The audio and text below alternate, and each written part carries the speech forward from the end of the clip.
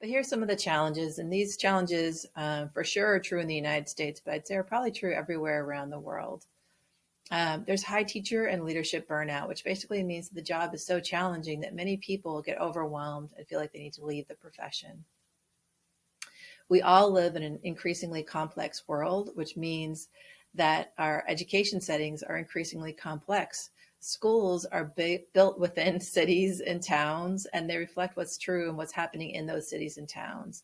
If we had any doubt about that, COVID-19 helped us all to remember it, right? So it's not like we could leave the pandemic at the door and bring kids into the school building and continue on with school as normal. We had to stop and adjust every way that we taught school this last year in order to meet the challenges of the pandemic. And that's true with any other kinds of experiences that are happening in the schools and the communities around us. Our schools are right on the front lines. They're reflecting what's happening in our communities. So it's complex. If you add to that technology, students' ability to access technology and information in increasingly complex ways, it makes it really challenging sometimes to create a safe and inclusive environment for our students. And as I said, the pandemic was a challenge for a lot of us. These are statistics from the United States, although I imagine they're true or reflective of the challenges of educators around the world.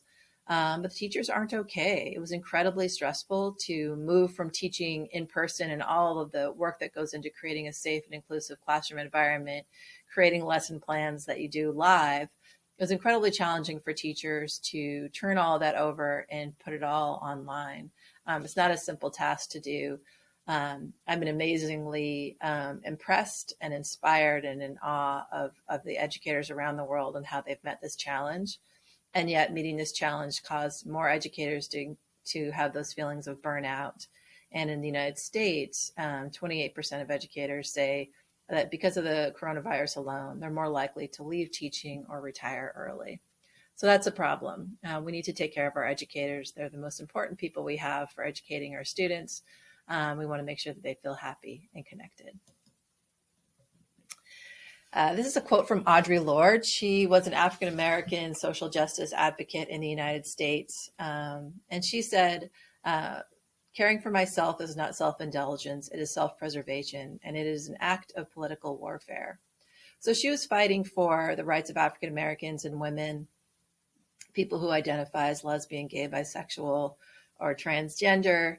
And so she was fighting for civil rights. And that's why she says it's an act of warfare. I'd say for educators, it's an act, this self-care is an act of our ability to stay in the profession. As we just named, teachers are burning out, educators are leaving the profession because it's so challenging. So caring for ourselves, putting ourselves first couldn't be more important.